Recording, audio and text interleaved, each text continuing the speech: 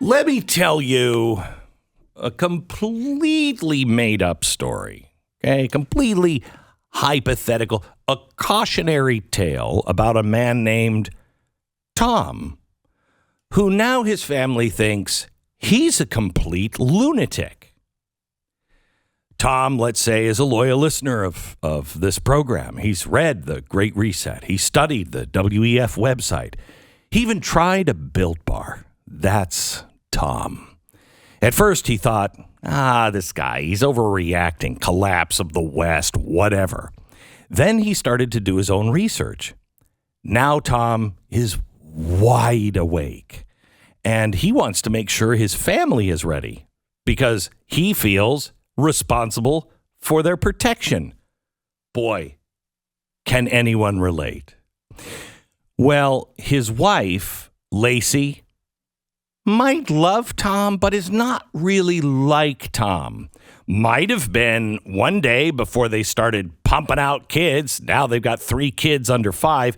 And Lacey, Tom's wife, she's at home with the kids all day. She just wants to have an adult conversation from time to time. She also has an elderly mother. So she's got a lot of responsibility too. She rarely has a moment to breathe.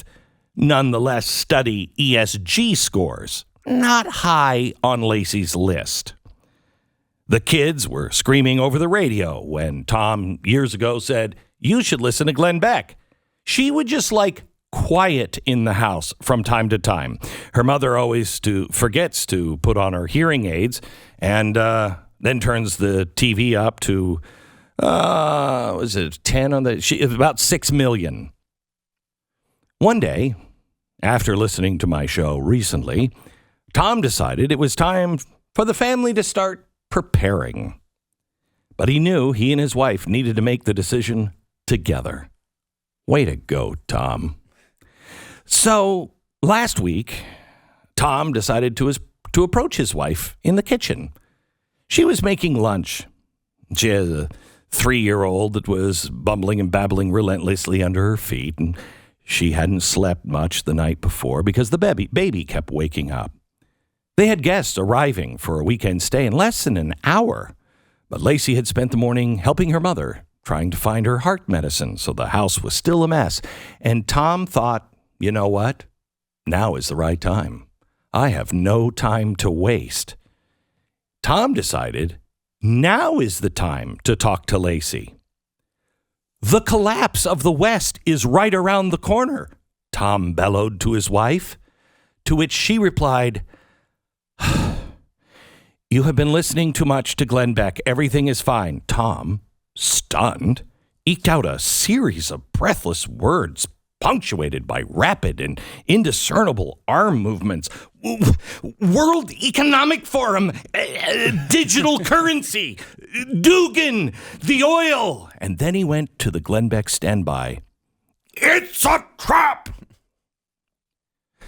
Thoroughly exhausted, Tom collapsed to the floor, staring blankly into space. Lacey looked on in horror. Not now, honey. We have guests arriving. Tom collected himself and scuttled out of the kitchen, cloaked in abject failure and sweat. Okay, this is an example of what not to do. Now, how do I know? Because while I'm not Tom, I, of course, said more than just World Economic Forum, digital currency, Dugan, oil, it's a trap. I said more than that. A lot more. And I'm surprised that some of the family members who don't listen to me all the time, but know that Uncle Glenn kind of knows what's going on, and so they look to me for time to time for an update, I decided to tell them everything. Not a good decision. So let me break it down on the things that Tom and I have both learned. Some rules that maybe you should take when talking to your family about, it's a trap. pick the right time. Now, I'm not sure when that time is, because in a busy household, it never seems to be the right time. But pick the right time. Half asleep? No. In-laws arriving in 5 minutes, 5 days, 5 years? No. Not the right time. Baby's birthday party? Sure. A classic tale to laugh about years to come. But have you lost your mind? You need to pick a low stress time where you can really talk. Now, immediately I think maybe a romantic weekend. No, not a good time. In couples counseling, they teach couples to employ the acronym HALT, H-A-L-T, HALT. Before you have any serious conversation, halt and ask yourself a few questions. Is she hungry? Don't do it. Is she angry? Honey, I got nothing to say. Is she lonely? I just want some adult time. Or is she tired?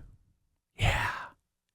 If one or more or all of them apply, wrong time to talk. Now, here's my question for the counselor. What on earth happened to you this weekend? It was not good. It was not good. This is an amazing.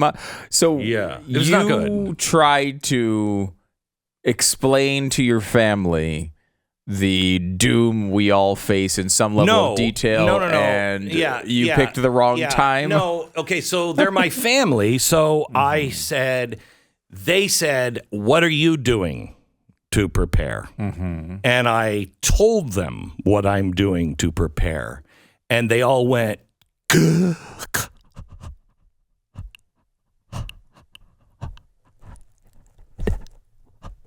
really?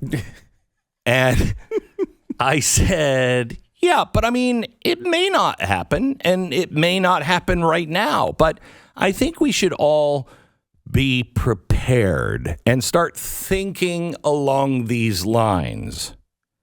Well, they didn't hear it may not happen right now.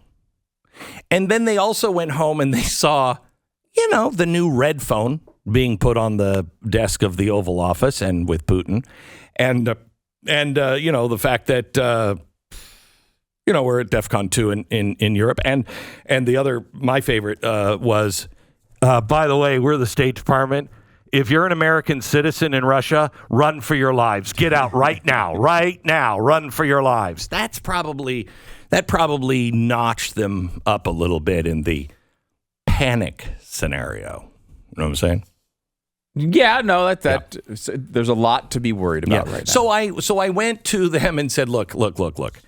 I am sorry, because I feel very alone in the family, because I don't tell the family, I don't go home and do all this. If they want to listen, they can listen. And there's many things that I believe that I shall never say, but I shall never say the things that I do not believe. And so there's lots of things that I don't say, because you don't want to live in my head. You do not want to live in my head. It's a very dark and scary place. So, and it causes a problem with me. And I bet as a dad, if you feel the way I do, you might feel this way.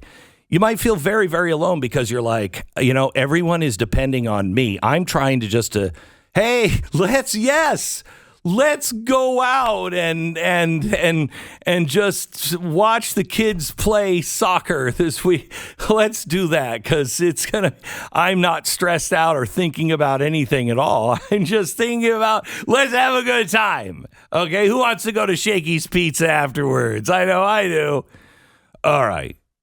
That's the way I feel. Like I'm just faking all of the time. Oh yeah. No, me thinking. What are you thinking, honey? Oh, nothing. I definitely wasn't thinking about 18 minutes before, missiles would hit here and how we would possibly survive and get out of ground zero. I'm not thinking about that. I'm just nothing.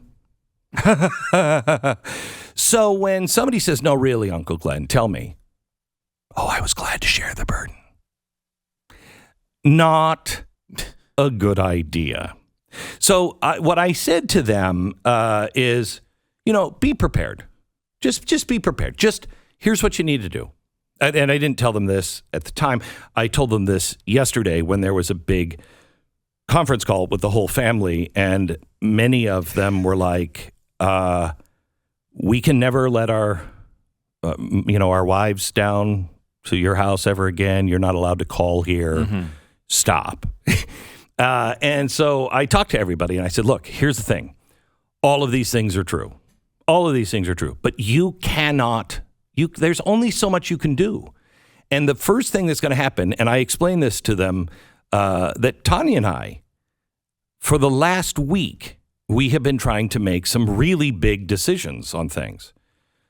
You can't make them all at once. You can't have that big conversation even all at once. You have to break them down into bite sizes.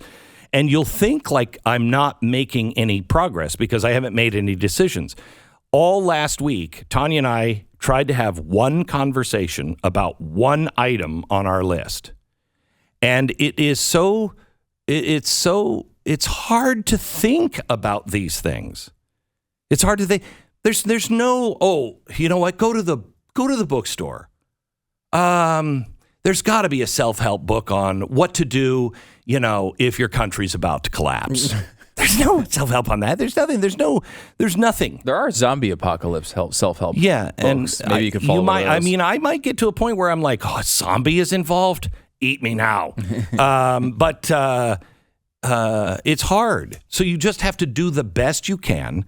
And all last week, Tanya and I, we haven't made a decision yet, but we're closer because we had 5 or 6 nights of just having, honestly, 5-minute conversations before both of us were like, I'm exhausted. I can't even think about it. I just shut down. It's really hard because it involves everything. So what you need to do is just the next right thing. And the next right thing would be on the political side.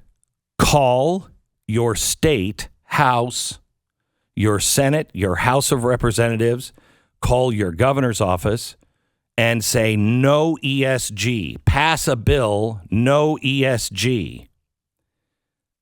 You don't even have to do that if you're just concerned about you. Go to the store, and every time you buy food, you know this. This is not doomsday. This is just inflation. Every time you buy something, buy 2 if you can. And then store the second one. And then when you run out of the first one, don't use the second one. Go to the store and buy 2 again. And store the second one there. And just keep doing that until you have, I don't know if you saw this. Was it Colgate, I think? I don't know. One of the toothpaste. They're saying that it's going to be $10 a tube this summer. $10 a tube for toothpaste. Okay. All right. Wow. Maybe we should buy some toothpaste as well. Just do the next right thing and start knocking them off. You cannot approach this the way, I've spent 25 years doing this. I've spent the last 20, almost 18 years, actually since September 11th, really, about 20 years just focused on what I think we're entering into now. To bring people up to speed is tough, and you don't want to scare them. So don't invite me to any parties, because I'll make everyone cry. Okay, there it is.